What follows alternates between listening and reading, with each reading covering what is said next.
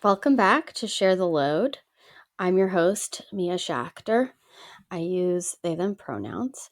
And today I'm talking to Kitty Stryker. And I'll let you introduce yourself. Yeah, thank you so much for having me. I'm Kitty Stryker. I use she, her pronouns, and I'm the author of the book Ask Yourself the Consent Culture Workbook, which is a workbook of 28 prompts that will hopefully help people understand better their relationship to consent, not just as an action, but also as a concept. Hmm. Um, I also play D&D. I volunteer at the local animal shelter. I do street medic work. So I'm sort of all over the place. Mm-hmm. Amazing. Multifaceted. I'm familiar with that life. um, well, I think what excited me most about having you on the show was the ways that our work overlaps in terms of like one's relationship with themselves. I've found uh, a lot of people that I've worked with have talked about how like they learned about consent as a way to treat other people well and not so much as a way into knowing themselves. So I'm curious about how that made its way into your work. Like, was it kind of like you, like for me, it was like I looked back and I was like, oh, this is present. Like, this theme is here. And it was something that other people were pointing out to me about my own work. And I wonder if you had more of that kind of experience or more of like a conscious, like, was it a conscious decision to talk about that? Well, so to give a little bit of history, when I started doing consent culture workshops and blogging and discussion groups, etc., I think that there was very much this sense of recognizing how often my consent had been violated and how in the kink community that I was in at the time that we talked a big game about consent, but in practice that wasn't what was happening. And there Mm-hmm. was this sort of social acceptance that, well, when you're new, you're going to have your consent violated until you figure out where your boundaries are. So I think that like it's was sort of both at the same time, even early on, because it's like, well, I'm recognizing that there's ways in which I feel my consent has been violated, but also there's this acknowledgement that I don't fully know where my boundaries are to Mm-hmm. advocate for them ahead of time. I think some of that is natural and is very human. We don't know what the limitations are necessarily until we've crossed them 100% of the time. So that made me think, well, okay, if that's true, if we're all kind of stumbling through this and we don't really know where our lines are, so we can't communicate them to others very clearly, and we don't really know how to communicate them clearly, especially when power dynamics come into play. Well, no wonder this keeps happening. And no wonder it's happening not only within this community, but in so many other communities that I was a part of. I think soon after the kink community started to talk about abuse within it, you started seeing those conversations come up in like alternative sexuality or Burning Man or polyamory.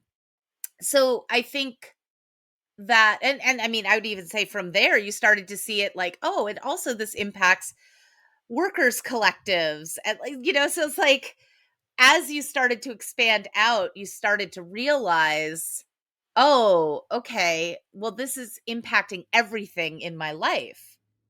But there's just this assumption that we know what consent is and we all have the same definition.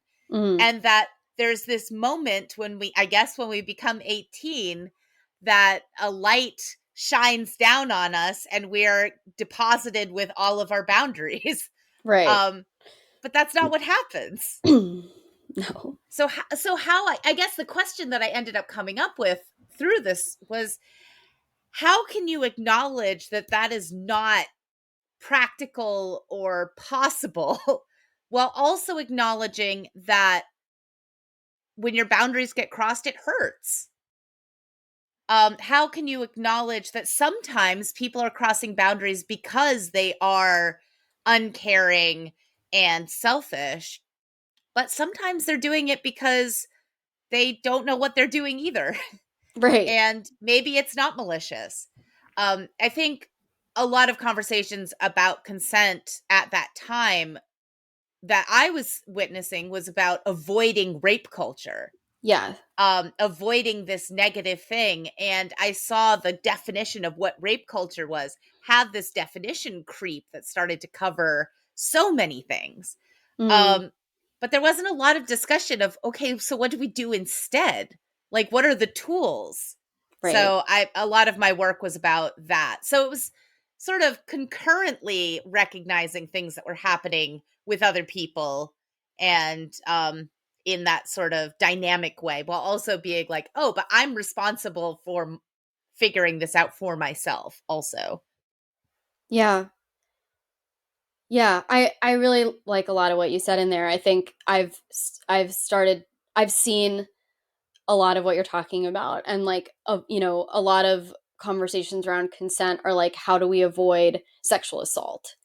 And when we have so few opportunities or so few examples of like people talking about consent interpersonally, like outside of the sexual realm, um and when our idea of like what consent is inextricably linked to sex as it is for so many people, Yeah. um then we're expected to like suddenly know, as you say, like be uploaded like a floppy disk or something, like consent Oh, information. is your audience going to know what a floppy disk is? You know what, if they don't, they can Google it because they have those skills. um but or like whatever, like an Yeah. app, okay, where like you download the app and then you suddenly like know what consent is in one of the highest stakes realms that a person can be in, like go have sex and you should know how to do this. And it's interesting because like as you're talking, all these like stories, all these experiences are flashing in my mind's eye, like not of having my consent violated, but of people reacting to when I talk about like I work in consent, I teach consent. I've had someone say it's such a shame that that has to be taught, basically insinuating like I'm really good at that. And it's Right. like, of course it has to be taught. Someone had to teach you how to hold a fork, like Right. someone had to teach you how to walk. Like, why would you just know how to? And then there's also this sort of reduction of consent to like asking for permission. Like, is this okay? Yes, okay, I did it. That's what consent is. Right. Um, and it's like, and then what you're talking about around like I often talk about how like I'm the most frequent violator of my own consent. Like I say I'm not going to check Yeah. my email past 7 p.m. and then I'm checking my email at 10 p.m. Yeah. um and then these other ways where it's like there's often this conversation around consent is like, just say no, or like just don't do stuff you don't want to do. But it's like my lived experience is not that. My lived experience is that I'm doing stuff I don't want to do constantly because I'd Absolutely. rather be taking a nap, or I would Yeah. rather be lying outside on the grass, or even like I take out my trash. I've never wanted to take out my trash in my life. I don't want to scoop my cat's litter. So it's like, I think there's this way that we're we're told like it's as simple as just don't do things that you don't want to do, and it's like it's really not, because your life has constant things that you simply have to do to keep it going. Like we Yeah. have to be having like a more complex conversation than just like just say no, or like why didn't you say no. Yeah, that was a Actually, I have I'm I'll I'll ask for my dad's forgiveness later, I guess. But I have uh-huh. an interesting story about that that's been a really good illustration, I think, when people are struggling to understand how complex consent is. So my dad needs to go and get a colonoscopy. He Mm. does not want to get this colonoscopy at all. He has put it off, I think, for at least 5 years. So he really has to go and do it now. Mm-hmm. Now, in order to have that kind of medical procedure done, if you want to be put under anesthesia, then you need to have somebody available to drive you home, right? So, and the reason for that is I think kind of sensible. There have been problems with like Uber drivers taking advantage of people while they've been knocked out or like woozy Mm. and in recovery. So now there is a precedent where doctors will not let you go home with an Uber driver. It has to be someone you know. Now, the problem with that is my dad lives on the other side of the country from me. My brother is a doctor and is very rarely available and sort of at random times. So it's very hard to schedule around him. And my mother just passed and she wasn't capable of driving at the time anyway. So what is he supposed to do? Well, his options are wait longer, which is probably what he wants to do. He wants to wait until one of us will drive him, but that could be another year or two, and that could be really dangerous. So that's one choice. Or he can go and get the procedure done, but he doesn't get put under. So he doesn't get Mm. any numbing agents. He Oh. is just awake and alert for the whole thing, which is going to be super uncomfortable. Oh. Now it's not terrible for most people, but it puts him in a really weird situation consent wise, where he already feels coerced into doing this at all for his health. And then now, because of circumstances, because the medical industry expects that he has family and friends who are able to drive, at the age of 70, um, he now has to do it without having any kind of pain relief during the process. Um, so like both of his options are coercion, Mm-hmm. and it's coercion on top of the coercion of having to do it in the first place. Right. The And consequences of so having a body that ages. right. Yeah. Yeah, and so like the whole idea of like, well, don't do anything you don't want to do. Well, Yeah. sorry, I have to go to work. I don't want to do that. I have to pay rent. I definitely don't want to do that. Mm-hmm. We all have to do things we don't want to do. I think that there's also situations where you're like, I guess I don't get to take the painkillers because otherwise I can't drive myself home. Right. And that's not consent exactly. Right. That is acquiescing, perhaps, but I Yeah. think that that's very different. And when you take that kind of like, well, you said yes, so it's fine, and Right. you apply it to sex, you know, Oof. it becomes really like people begin to understand like, oh right, it is complicated. You can say yes to things but be reluctant. You can say yes because you don't have another option, or it Right. is the best out of a bunch of bad options, or you don't want to do the thing but you want the end result of the thing. Which, for example, Right. in my dad's case, he wants the end result of making sure he doesn't have prostate cancer. Yeah. So he's willing to go through this unpleasant process and even willing to do it without any kind of numbing because he wants that end result of making sure he doesn't have cancer. Yeah. Now, I think a lot of people would understand in that circumstance that he is giving enough consent. Right. He is giving informed consent. So that should count. But when it comes to something like sexuality, there is not really a respect for, well, it's not something I'm super into. I'm not enthusiastic, but I'm fine with it happening and I want the end result. Right. That's like a whole area that is like People, untouchable. yeah, people won't touch it. People won't touch it. I mean, As an asexual, I experience that all the time. As a sex worker, I experience that all the time. Like, and honestly, when I was working in retail, I didn't want to have all of those customers and deal with them either. But in one circumstance, it was seen as I was being violated. And in the other Right. circumstance, it was seen as, well, what did you expect? Right. This is part of the job. You signed up for this. Right. And, it's just, it's so messy. And I think that people want it not to be because they Yes. want to feel secure that they will never hurt anybody and they just have to do the right things so they will avoid ever being hurt. Right.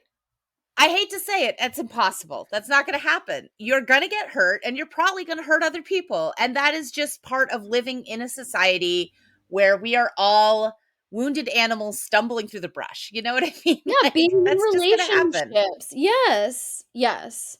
Yeah. Oh my gosh. I this so many things are coming up for me. And like a lot of stuff that's been on my mind for a long time and a lot of stuff that's been on my mind very acutely very recently. But I talk a lot about like you are going to make people uncomfortable and you have made people uncomfortable and like that's a truth that we have to be able to live with because I have so Yeah. many people come to me and go like I just don't ever want to make anyone do anything that they're not comfortable with and I have to be the bearer of bad news and be like I hate to break it to you but you cannot guarantee that ever and there's like In people who fact, yeah. I would almost guarantee if you ever have to be a caretaker to an Yes. animal, to a child, to a senior, Yeah. you are absolutely going to have to do that a lot. And Yes. so you're going to have to accept that. Right. Right. And if you think like I've said that before and so many people go like this is so fucked up and or they start to they say that it's like true for other they'll say like yeah you are all gonna make people uncomfortable as though like they are not gonna make people uncomfortable Yeah.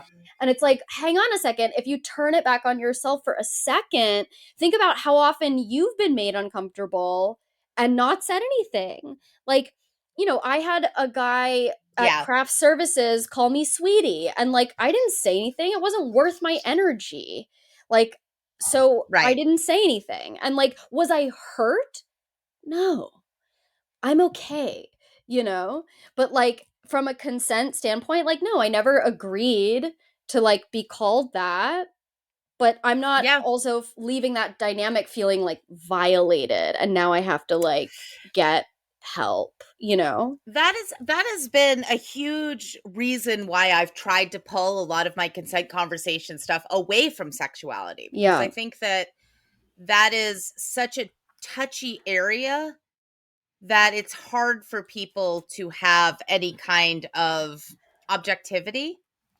Yes. Understandably. I mean, we are not good as a society at taking consent violations of any kind seriously. Right. Right. Um, and so, I understand why people are very defensive and protective around these issues. But I think when you start to take it outside of that and into things like, the medical field Yes. or the workplace, or I mean, especially parenting, Yep. I think that you begin to understand that there is a world of difference between always saying yes and always saying no. Like that there is a huge difference between what the ideal of consent is and what the reality of consent is. Yes. And And I all think the that that's variables that have bearing on whether or not. yeah, all Yeah. the different power dynamics and the ways that you've learned about consent, environmental differences. Like I definitely see the ways in which individualism here in the United States impacts people's understanding of consent and accountability and responsibility to each other versus somewhere that's more communal. Like, Mhm. you know, I was thinking a lot about China and mask wearing during the pandemic, Mhm. where there Mhm. was a culture of we do this to protect our community. And so the way to encourage people to do it was to remind them of the community benefits. While Right. here in the United States, it was a real struggle. It still is a real struggle because we don't have that focus on community. We have that focus on individualism and freedom. And so trying to encourage Americans to do something for the greater good is Right. impossible. We Good don't want luck. to do that. That's not our thing. Like, we will rebel specifically against that, even if it's in our best interest. Right. And so I think like remembering that cultural stuff impacts this, um, how aware you are of racism and anti-racism, ableism impacts Mhm. this. All of these different power dynamics are affecting us in ways that are sometimes really obvious, and sometimes it's hard for us to even figure it out. And it takes us some time to really untangle. Yeah. Yeah, I think that brings us to like what we also said we wanted to talk about, which was the ways that our work like stays out of sex for various reasons. Um and I have a story that I want to share. But I think first I'd like to hear from you um a little bit about like, yeah, maybe you're you were expressing like some feelings of being like sick of talking about sex, consent and sex, and just like what, Yeah. yeah, like what, where are you now with it? Like I don't need to ask you to go all the way back and like describe your journey with it, but like where are you Well, now? I mean, I think the irony of being a consent educator and being very public about consent conversations, especially when you specifically were talking about rape and abuse, is that whenever you enter a space, people love to come up to you and tell you in great detail about Yes. violations that they've experienced. Yes. And I mean, there is part of me that's like, this is also like, this is a consent violation. You didn't Yes. ask me if I wanted this. Like, Correct. i'm I'm just here to have fun. I Right. was hoping to, like, I mean, this was back when I was still drinking, but I was like, I just wanted to get drunk and, like, Like watch I'm some at a people party. fuck. Right, Yeah, right. I don't want to listen to this, because now I'm going to be like stressed out and feel like I have to take care of you. Yeah. um, on the other hand, I also recognize that so many people don't have somebody that they can talk to about nuanced consent. And so it put me in a really weird position of like, I want to help, but also I have got to have some distance from this. Yeah. And I mean, I ended up basically becoming an asexual hermit just to like protect myself, because I was afraid if I left my house, I was going to be accosted by, Right. these really upsetting stories and this expectation that I was going to do something about it. And like, I think that's why I wrote a workbook, honestly, Mm. is that I realized very early into this that I did not want to be somebody who told people, I have the answer. Just do this, Yeah. follow this formula, and you will never be hurt again, and you will never hurt anybody else. I'm not going to lie to people and say that. And Mhm. honestly, I would make a lot more money if I did. If I was a self help guru who made promises about how you could live your best, most perfect, most consensual life, I would be doing financially much better. Yeah. But that would be a lie. And ethically, I am very uncomfortable with that. And I distrust people who do offer that kind of education because, like you said earlier, I think that there's this distancing that happens with consent educators sometimes, where they do act like they are above this. They have learned the truth Right. from on high, and now they are, sharing the word with you. Yes, the good um word, the way. Yeah, and I mean, and it is that. Like, I mean, I listen to a lot of podcasts about like pseudoscience and cults and fringe religious groups, and like, I think it's really important to remember, even Jim Jones thought he was doing something really good for the community, and there were good things in what Sure. he was doing. not all of his ideals were terrible.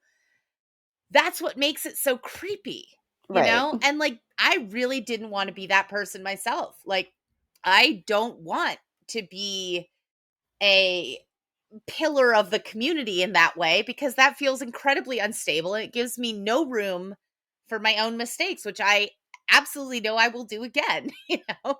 Right. Um, so I think that I was talking on another podcast and I was realizing as I was talking that I think the opposite of consent culture is fear. Mm, And mm, the reason I think that is because as long as you are trapped in fear, I think that you are making decisions based on what you think other people's reactions are going to be and yeah. trying to manipulate that rather than like what is true to you. Hmm. Um and I will be honest, like I think fear has prevented me from making connections with people, from Yeah. getting out there and doing more education because I'm afraid of messing up. I'm afraid of messing up, even though that's like the basis of everything Right. I teach. And so I think the workbook was kind of a defensive way to be like, here, if you do this workbook, you should have most of the tools that you need to figure out how you feel about this. But it Right. also says, don't look to somebody else to be the judge that tells you how to behave or what this person deserves or what you deserve. Um, you have to apply critical thinking to it. And you have to be humble and you have to be honest. And you, I hope, have to offer people most of the time a chance to Mm, grow and evolve. yeah. I say it every time. I'll say it again. I absolutely think there are some people out there that are just massive dicks and like Yeah. don't deserve grace and you know, or maybe they deserve grace, but they're not going to take advantage of it. You know what I Yeah. mean? And so like I think that happens. And I'm not going to pretend that, you know, be all Pollyanna about it. Like, oh well, if only we did it this way, then Right. you know, we could convert all of the rapists and abusers. I don't think that, but I also do think that a lot of cases that I've heard when I've really gotten down into the nitty-gritty, there's some issues that are really constant. Like, yeah, people under the influence make decisions in the moment that sound good then and later realize it was a bad idea. And both of those feelings are honest Right. and all of the information they have at the moment. Yeah, or people have different definitions of sex and are not practiced at Absolutely. talking about what they both are defining as sex. Yeah, That's a or really safer common one. sex, Right. you know? Right. Like that's been a big one. And I mean, and I think that that's true. I think about that a lot when it comes to sobriety, you know? Yes. Like I don't drink and I don't smoke weed. I do vape CBD and I do occasionally do hallucinogenic mushrooms. I Me too. consider myself sober, but I can't even use the term California sober because I don't Right. smoke weed. And so like when I talk about my relationship to sobriety and recovery, I'm very careful to explain what that means to me because, you know, I don't think that my experience of sobriety would be welcome in a Right. lot of AA groups because I still do substances as far as they're concerned. I've known people in those meetings that won't eat bananas because there's alcohol in bananas, you know. There I'm not is? that I'm not that extreme. Yeah, What?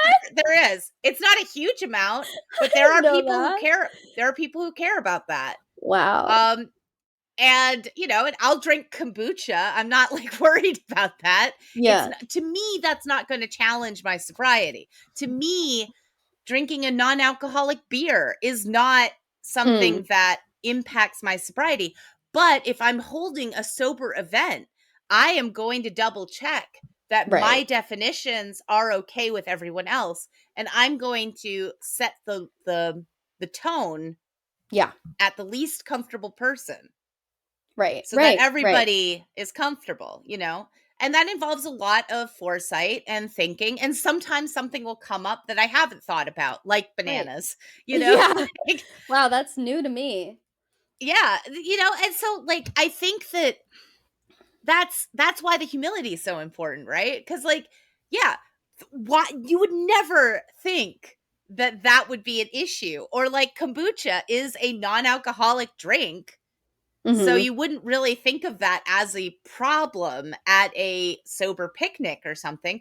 But for some people, that does feel triggering. And so it's like, I think that it's important to recognize, as much as you may like to use content warnings or give people as much information as possible, you're never going to catch everything, and being Right. humble about that, and rather than being afraid to do anything because you might get told off about something you didn't know or didn't think about, just do it.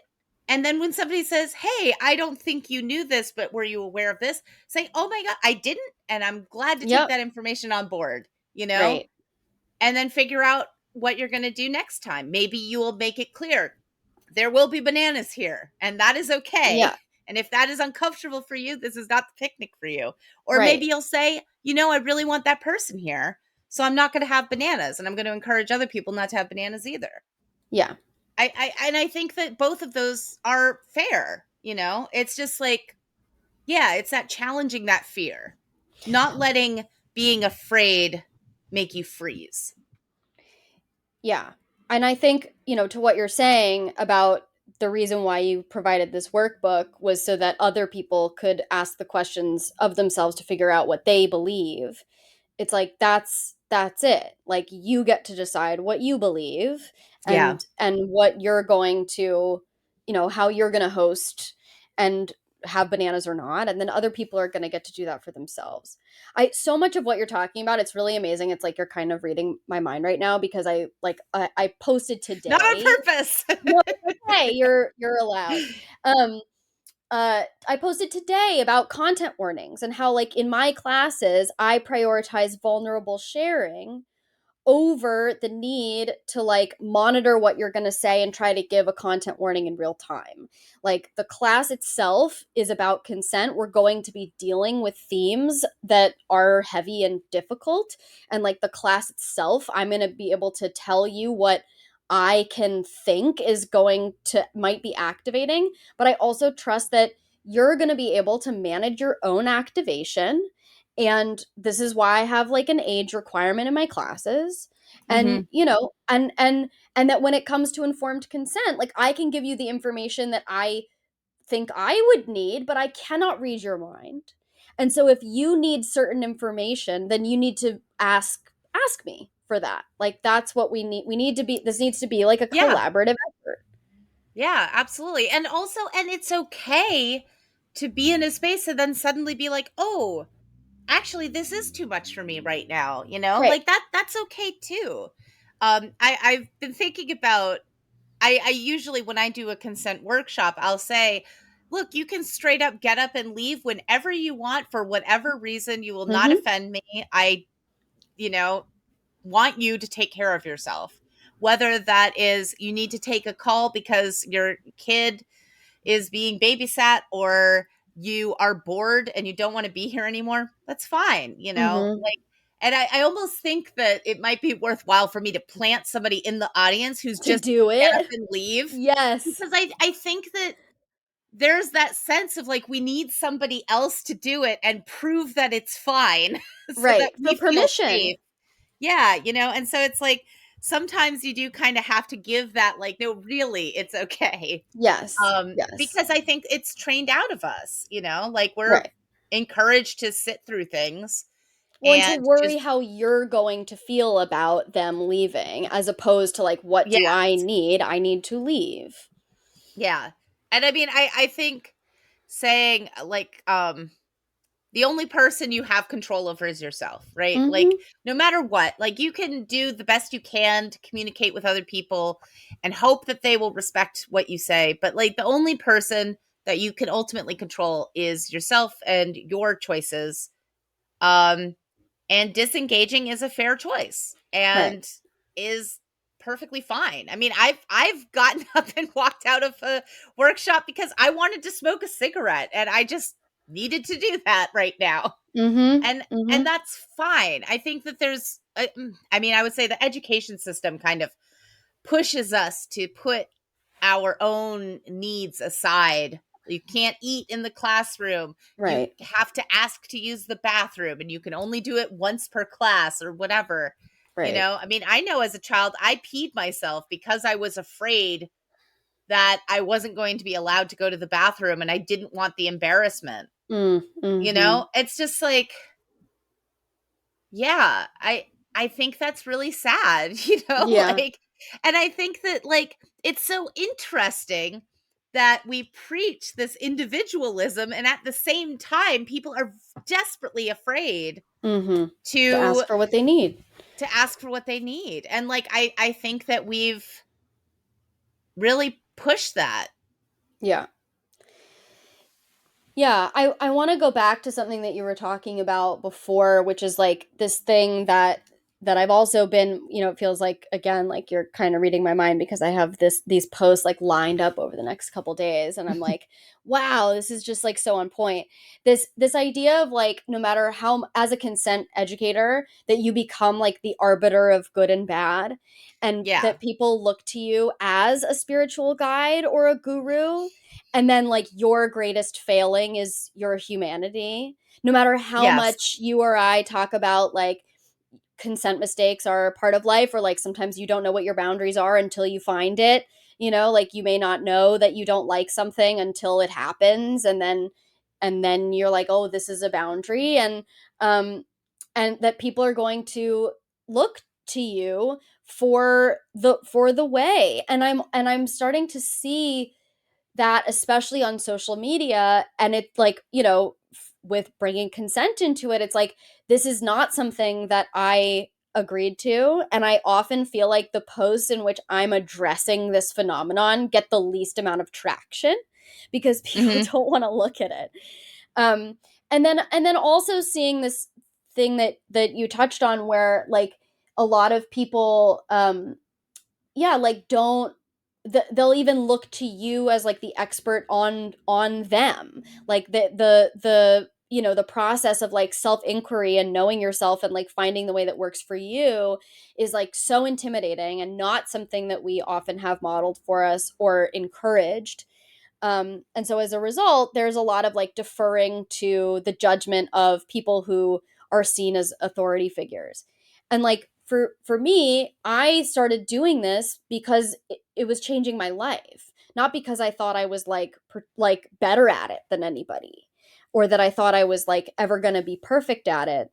Um, but I think I'm seeing something happen, which is like I think you kind of started to get into this, which is like a way that a lot of people I'm seeing a lot of people kind of like lean on consent language and what they're learning around consent as like a way to like reaffirm that blaming other people is like the only way to kind of get uh justice or like to for them to heal. I don't know, I don't have it like totally formulated yet, Yeah. but there's like a Yeah. kind of weaponizing of consent. This is what you said. You said that the opposite of consent culture is fear.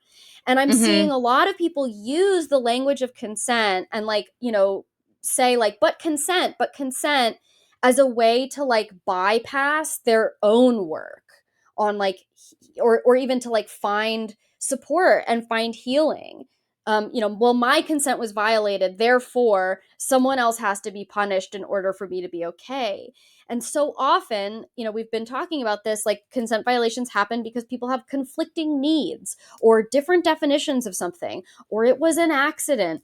And like, I think we need to, I really want to be investing more in like people having access to like the healing that they need and the support in that, rather than what I'm seeing so often, which is this like this impulse to just like blame, blame, blame.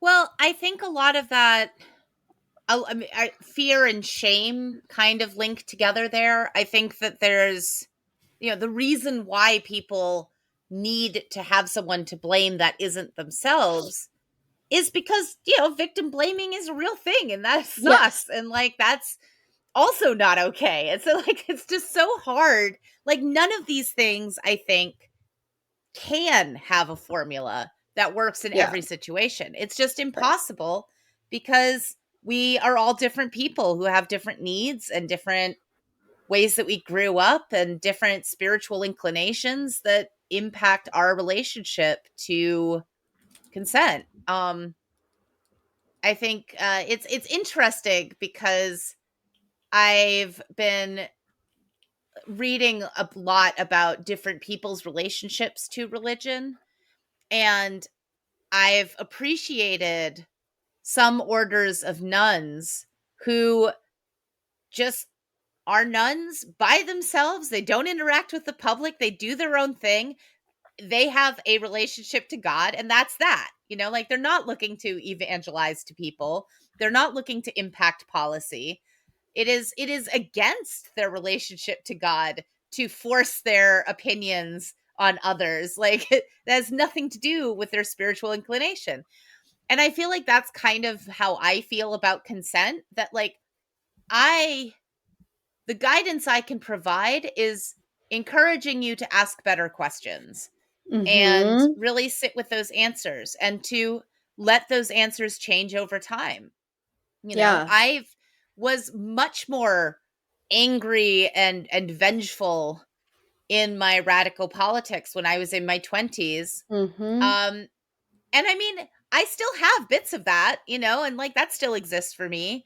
And also I've started to be like, well, I mean, that's fine and good for me and healthy for me in some cases, Yeah. but also I can only be angry at 5 people at a time. Like, Yeah. I Yeah. have ADHD, I only have so much attention, and, if I feel really angry at somebody, I have to be like, "Okay, is my anger with you worth uprooting Yes. one of the 5? Because the 5, they really deserve that anger, Yeah. and you have to do a lot to me to make it so that I think you're worth replacing one of those 5 with you." Yeah. Um, and, like, yeah, I let a lot more things go.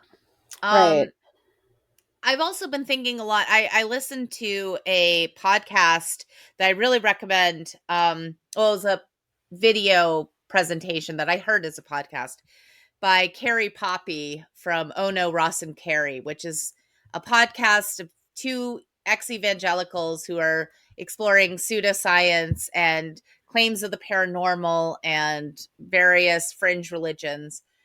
Um, and Carrie Poppy did a talk on the pseudoscience of trauma.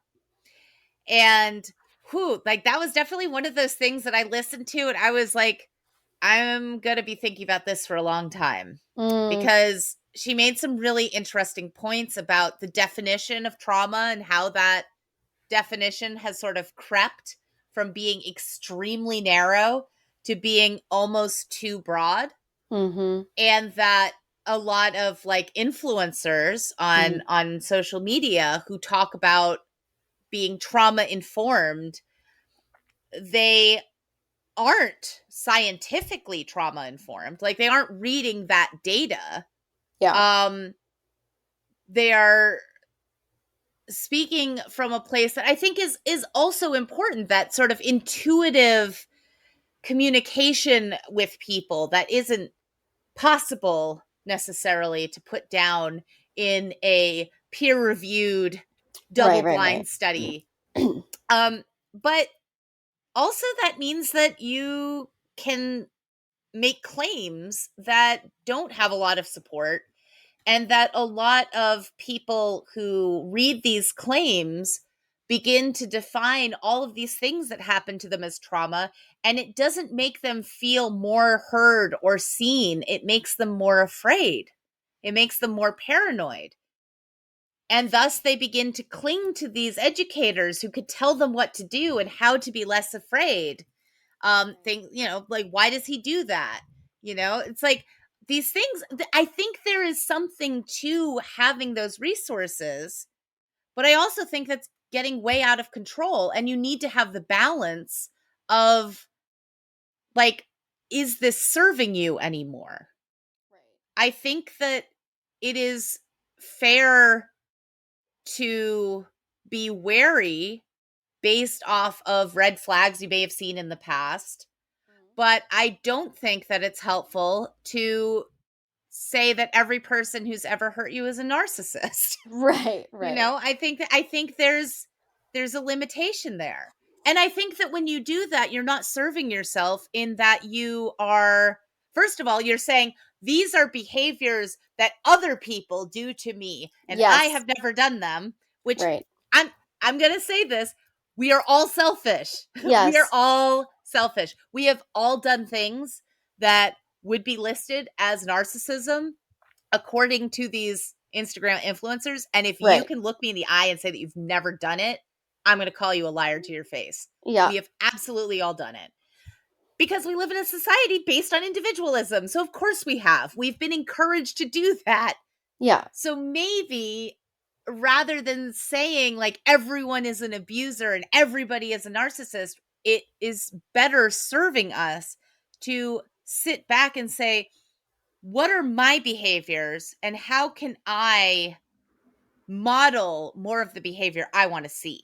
Like, how yeah. can I better influence myself in how I respond to things, in how I hear no, for example, Mhm, so that people feel safe and comfortable saying no to me? I work really hard on being somebody that people feel they can confront. mhm. I want to be someone that people feel safe saying, "Hey, I think you're wrong. I think Right. that your information is bad." Or I think, you know, when you said that, you ignored this other thing and it was really hurtful. I want people to come to me and say that. And so if I want that, then I need to be vulnerable in that moment and be like, "Oh no. Okay. Well, let me educate myself on this, and like, what can I do to help you feel safe right now?" Rather than, well, I didn't know, how dare you come to me with this, like, Yeah. you know, don't you trust me? You know, You're and right. like, those feelings are all very valid, and like, I get that. It is extremely hard to let go of that fear and need to protect ourselves, but I don't know. I mean, I'm a lot more chill now, I gotta Mhm. say, because I don't feel like I'm having to be hyper vigilant. Yeah. Because I no longer see being hyper vigilant as something that actually keeps me safe. Or gets you any closer to perfection. Yeah. I mean, it hasn't, if anything, it makes it harder for me to achieve Yeah. that sort of getting as close to ideal consent as possible, because I can't see when I have done wrong. Right. um I don't know, it's a very sort of like Siddhartha's journey kind of Yeah. like way to look at this, right? Of like, you look everywhere for enlightenment and then it bonks you on the head when you sit under a tree, Right. because you're like, fuck it, like, Yeah, I give that up. that feels very true to like my journey with consent. um Totally.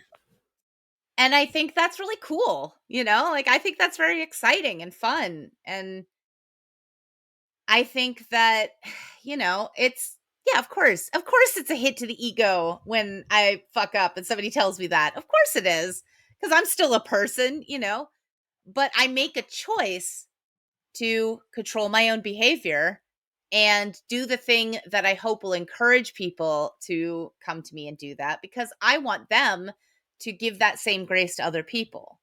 Right. It's like, Right. and I've seen that working. It's slow. I'm Yeah. not going to change the world. I was, total sidebar. I was talking on this author's Facebook page, and she had posted something about how, like, we're all the villains of somebody else's story, right? Mhm. Like, that's part of being a protagonist, is that you're going to be the villain in somebody else's story. And I've seen stuff like that before. And I think there's, yeah, I mean, like, there is some, you do have to kind of come to terms with the fact that anytime you are doing something there is a good possibility someone in the world doesn't like it, whether that's Mhm. Mhm. going to Pride or, Mhm. writing an essay. And sometimes people don't like it because the thing that you did is harmful, like being a neo-Nazi. Yeah. And sometimes it shouldn't impact anybody else, like who I decide to date or not date. Right. But one of the things that I thought was so interesting was I was like, wow, like I don't think I'm the hero in my own story either. I don't need to be a hero. I'm just a guy who's like doing my thing, trying to be a little bit better today than I was yesterday and a little bit better tomorrow than I was today. But like, I don't think I'm going to have this intense heavy impact on the world, and I don't need that.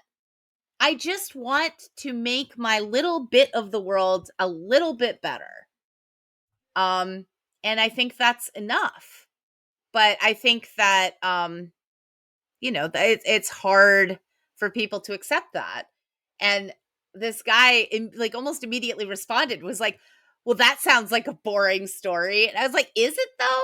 Like, I don't know. Is it boring to, I don't know, just have like a slice of life drama? People love that, Yeah. like Yeah. people watch like Last of the Summer Wine, and like, that nothing important happens there either.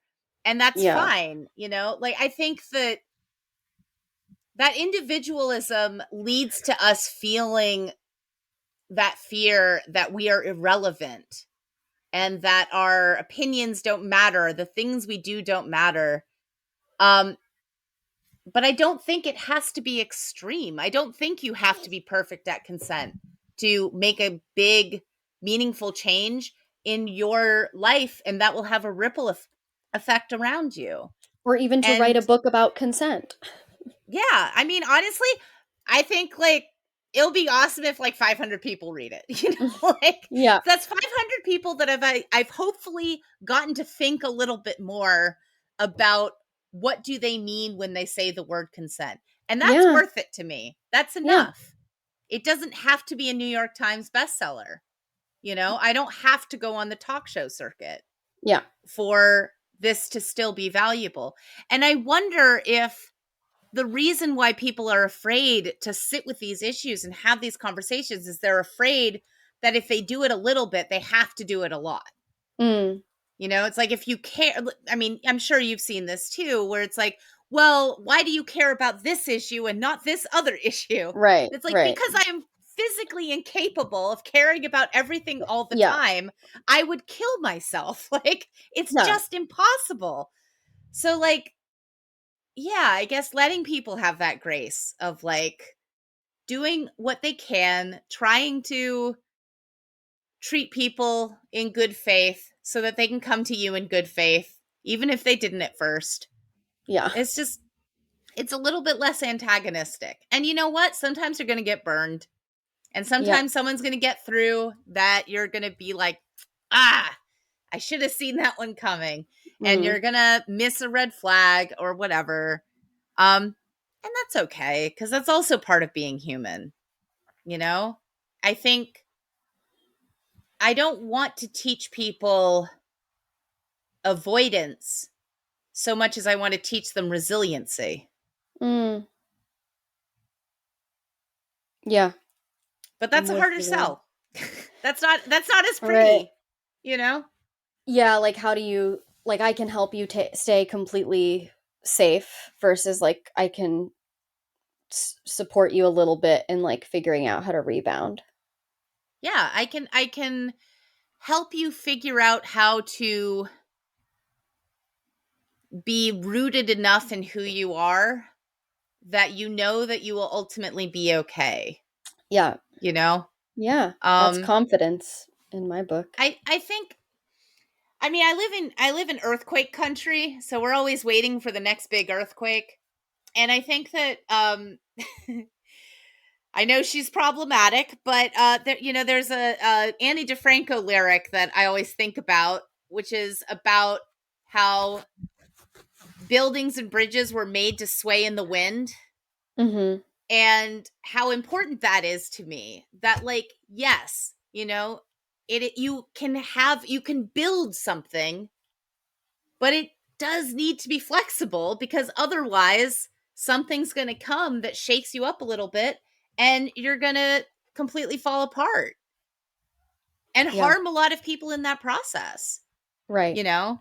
Right. So, like, yeah, there is good in being flexible. I agree. I think on that note, can you tell people where they can find you? Sure. Well, I've been kicked off of Twitter. It's for the So, best. I mean, yeah, increasingly, Yeah. I was kicked off Twitter for impersonating libs of TikTok and giving a detailed apology for my behavior, and I say "my" in quotations Right. because clearly I'm not her, but yeah, and that was enough to get me kicked off. Worth it. I have no regrets.